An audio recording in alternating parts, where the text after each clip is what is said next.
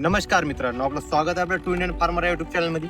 तर मित्रांनो, आज आपण या व्हिडिओमध्ये बोलणार आहोत यासाठी शेतीमध्ये येणारे चॅलेंजेस. म्हणजे तुम्ही माझ्या मागं बघू शकता, तो ट्रॅक्टर आहे. ट्रॅक्टरनी पेरणी सुरू आहे. तो ट्रॅक्टर एका दिवशी कमीत कमी 25 एकरच्या आसपास पेरणी करतो पूर्ण. आणि आता आपण आपला विषय घेतला आहे, जे खरीप सीझन आहे हिच्यामध्ये. समजा पावसाळ्यातून म्हणजे कधी पण पाणी येऊ शकतो. पाणी आल्यावर तुम्हाला माहिती आहे की सर्वीकडं टोबणीची पेरणीची घाई सुरू होऊन जाते. तसेच टोबणीसाठी म्हणता येईल, जे मजूर आहे ते पराठी टोबाला तुम्हाला इझिली भेटते, पण सोयाबीन टोकन करायला भेटत नाही.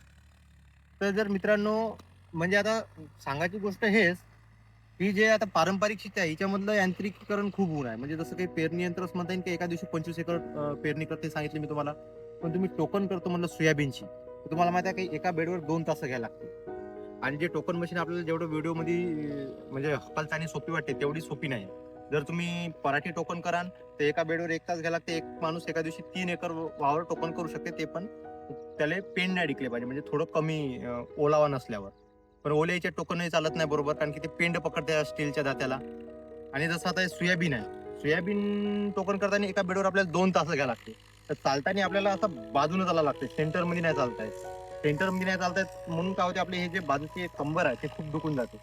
हे जे कंबर दुखल्याने म्हणजे बाजून आपल्याला असं चालावं लागते ना 1 तास, ते हे दुखून जाते. आणि बाजून 1 तास म्हणजे असं पण जड होते. म्हणजे सोयाबीन 1.5 एकरच्या वर तर टोकन करू नाही शकत, म्हणजे माझ्या मताप्रमाणे. आता आम्ही जे मागच्या वर्षी मी 4 एकर टोकन केलं होतं सोयाबीन, तर याच्यावर तुम्ही एक असा निर्णय घेतला होता की एसआरटी शेती जी आहे बा, ठीक आहे, चण्याच्या जे चणा लावतो आपण टोकन म्हणता येईल, आपला रब्बी सीझन याच्यामध्ये पावसाळ्या नाही राहत, वरून आपण स्वतः पाणी देतो.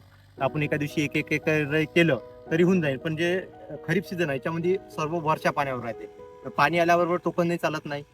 तर जे आपलं सोयाबीन टोकताना त्रासही खूप होतो आणि वावर पण खूप कमी होते. आणि जेव्हा आपल्याला मित्रांनो आपल्या आजूबाजूचे वावर असे धाड धाड पेरताना दिसतात, त्याचं सोयाबीन निघते आणि आपलं म्हणता येईल का आपलं टोकनही नाही होत. आणि त्या टायमात मजूर पण भेटत नाही, कारण की मजूर पण सोयाबीन टोकपासाठी येत नाही, कारण की ते काठी काठी बिया टाका लागते आणि म्हणजे कंटिन्यू बागून चालावं लागते. पराठीमध्ये थोडं दुरून टाका लागते बिया, आणि ते सारे फाडून राहते.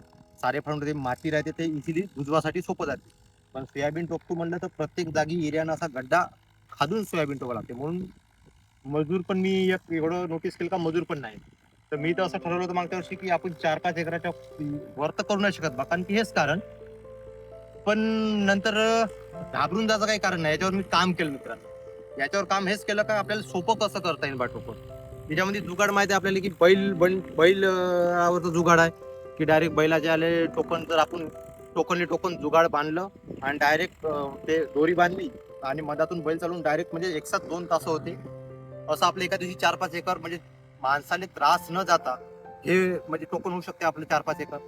तसंच दुसरं जुगाड म्हणता येईल की आपल्याला पॉवर टिलरवरचं एक बेस्ट जुगाड आहे, का ज्याच्याकडे बैल आता ज्याला जमत नाही बा, त्याला पॉवर टिलर 50-60 हजारापर्यंत आरामात इझिली, 30-40 हजारापर्यंत 3-4 आपलं 5 एचपीचं पॉवर टिलर येते सबसिडी काढून.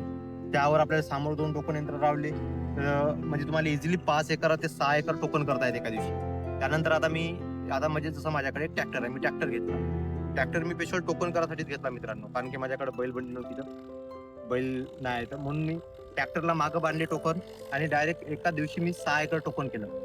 तर हेच म्हणता येईल की या जे शेतीमध्ये आहे काम करायची खूप म्हणजे जे यांत्रिकीकरण म्हणता येईल का जुगाडाची खूप कमी आहे. आणि आपल्याला त्याच्यावर काम करावं लागेल का कसं आपल्याला कमी वेळात होईल बा. कारण की आपण जे आता खूप सारे शेतकरी आहे का ते ज्याची बेड फाडून आहे त्याचे सोयाबीन टोकन नाही होऊन राहिले. जर मजूर नसन भेटलं किंवा टोकन हकलासाठी माणूस नाही भेटला टोकन हकवासाठी, तरी पण होत नाही. तर तेवढं काही घाबरून जायचं काम नाही. पण ह्या टायमामध्ये काय होते मित्रांनो, जे आता पारंपरिक शेती करून आहे, जसे माझे आई वडील पारंपरिक शेती करतात, म्हणजे करून होते. सर्वच जण पारंपरिक शेती जे आहे ते भिवून जाते का खरंच होईल का नाही, कारण की पूर्ण जणाचे होत आहे वावर, बंदा गाव समोर चालला गेला आणि आपण मागं राहिलो. याच्यासाठी मग कसं आहे, आपल्याला 2-3 वर्षाचं जे मानसिक हे म्हणजे म्हणता येईल बॅलेन्स, सर्व आपलं सर्व माहित होऊन गेलं पाहिजे का हो होते. थोडं लेट होते पण होते, काय ना काय 2-3 दिवस लेट झालं तरी आपल्याला म्हणजे होणारच आहे. एवढं तरी पक्क आपल्या दिमागात क्लिअर राहिलं पाहिजे मित्रांनो. कारण की शेवट काय सर्व काही उत्पन्नावरच आहे. कोण किती लवकर पेरलं, कोणाला किती लवकर त्याचं सोयाबीन जमिनीच्या बाहेर निघलं, आणि किती कोणाचं सोयाबीन मोठं होतं, कोणाचा किती ढग लागला, हे काही नाही.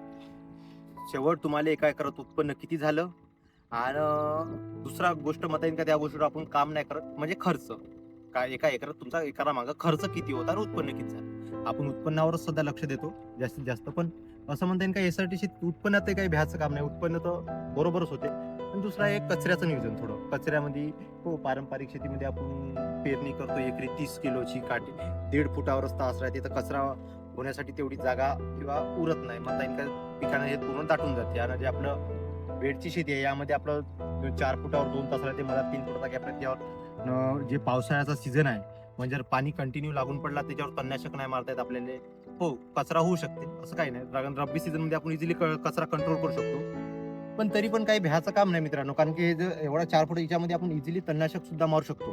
पण हे सर्व आपल्या दिमागात क्लिअर व्हासाठी कमीत कमी आपल्याला 2 वर्ष तरी पक्के लागतील सुरुवातीचे. सुरुवातीला जर तुम्ही पूर्ण शेती करतो म्हटलं तर म्हणजे मोठ्या प्रमाणात 3-4 एकर शेती तुम्ही, मी तरी म्हणतो सर्व शेतकऱ्यांनी 3-4 एकर करून पाहिले पाहिजे. 3-4 एकरातला कचरा किंवा 3-4 एकरात जो अनुभव आहे तो तुम्हाला खूप काही सांगून देते. मी सुरुवातीला 4 एकर शेती केली. 4 एकराच्या बेसवर आता मी एवढा कॉन्फिडंट आहे, जे माझी पूर्ण शेती आहे 24-25 एकर ते पूर्ण करू शकतो. यावर्षी माझं 17 एकर मी टोकन केलं, फक्त सोयाबीन टोकन आहे आपलं 17 एकर, आणि 4-4.5 एकर आपली पराठी आहे. शून्य मशागत डायरेक्ट बिना मशागत करता. पण याच्यावर आता आपले बाकीचे जे 18-19 एकराचे बेड आहे ते आपण आता फाडले, आणि यावर पूर्ण आपली 4 एकर तूर आहे, आणि ते आपलं 14 एकर पूर्ण माडा सोयाबीन आहे. म्हणजे फक्त सोयाबीन 14 एकर आपला चना राहील.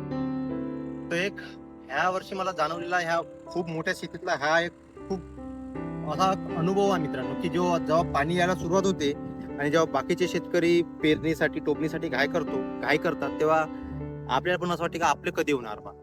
आणि तेच हे एक डोक्यामध्ये तयार होण्यासाठी म्हणून प्रत्येक शेतकऱ्यांनी जर यासाठी शेती सुरू करताय, जर तुमच्या डोक्यात पहिलेच ऑलरेडी क्लिअर आहे, तुम्ही खूप मोठ्या क्षेत्रापासून चालू करू शकता. पण थोडं जर क्लिअर व्हायचं असेल तर मी तरी म्हणतो का तुम्ही 3-4 एकरापासून, जर तुमच्याकडे 10 एकर शेती असेल तर 2 एकरापासून सुरुवात करा. का खरंच का प्रॉब्लेम येते बा, आणि त्या प्रॉब्लेमवर स्वतःच्या म्हणजे स्वतः कोणतं सोल्युशन काढू शकता, तुम्हाला कोणतं परवडणारं सोल्युशन आहे. टोकन करासाठी तुम्ही म्हणलं मी जसं पॉवर टिलर, तुमच्याकडे बैल आहे बैलावर करू शकता, किंवा ट्रॅक्टरनं पण करू शकता. आता समोर मी तरी म्हणतो समोर जाऊन खूप सारे पर्याय निघणार आहे याच्यावर. कारण की 1-2 वर्ष झाले काय टोकन आहे, टोकनवर तुम्ही बघू शकता किती सारे जुगाड निघले आहे. म्हणजे तेच समोर जाऊन शेतकरी अजून यावर जर काम केलं तर यांत्रिकीकरण आलं तर खूप साऱ्या गोष्टी सोपी होऊन जाते याच्यामध्ये. तर माझं हेच म्हणणं आहे की यासाठी शेती तेवढी काही फक्त पावसाळ्यात थोडी कठीण आहे रब्बीपेक्षा, पण कठीण असं काहीच नाही. फक्त आपल्या दिमागात क्लिअर पाहिजे. याच्यापेक्षा आपण शेत्या कठीण केल्या. मला आठवते जेव्हा मी लहान होतो तेव्हा बैल म्हणजे एका टायमाला 8-8, 9-9, 10-10 बाया सांगा लागे. खात पेरासाठी वेगळ्या बाया, आणि ते सरते बांधून मोगाडू आणि बैल यानं पूर्ण पेरणी होत होती. तो पण काळ पाहिला आपण जेव्हा तणनाशक नव्हते. पण मेन म्हणजे आता मेन आहे मित्रांनो मॅन पॉवर. मॅन पॉवर खूप कमी होऊन गेला. जे म्हणता येईल की मजूर वर्ग आहे तो कठीण कामं करायला खूप आळशी झाला. म्हणजे सर्वच जण आळशी झाले असं काही नाही. कोणालाच कठीण काम करू वाटत, जर कोणाला जर थोडं सोपी काम करून जर रोज भेटत असेल तर तो खाली कठीण काम करणार. तेच म्हणून आपल्याला याच्यामध्ये जास्तीत जास्त जुगाड आणि यांत्रिकीकरण आणणं खूप गरजेचं आहे. तर मित्रांनो, व्हिडिओमध्ये दिलेली माहिती तुम्हाला आवडली असेल, व्हिडिओला लाईक करा, शेअर करा आणि चॅनलला सबस्क्राईब करायला विसरू नका. धन्यवाद.